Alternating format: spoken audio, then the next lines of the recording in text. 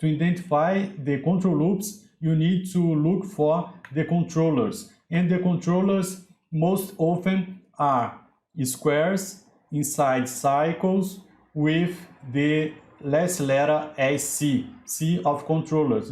In this way, we have pressure indicator controller, we have pressure indicator controller.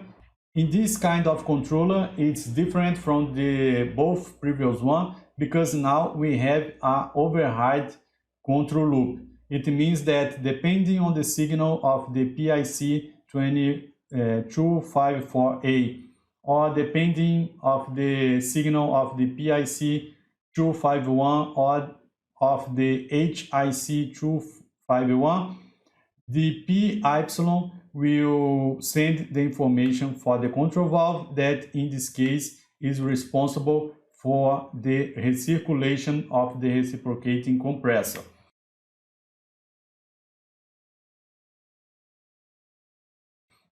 Some things to observe.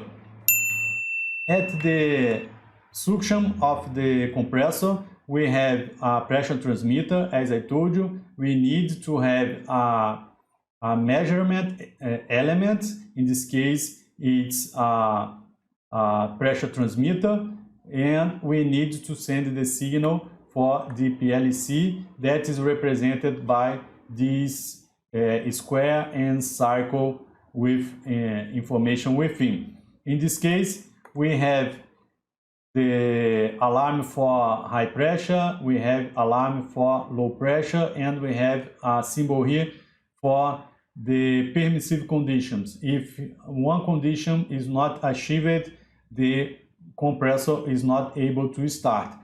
And one information, we have information also for the shutdown, so we have the pressure switch low, and the alarm associated with that, and some companies will use the losango, and you can see that kind of recommendation in the ISA, where you identify which kind of interlock is associated with this control loop.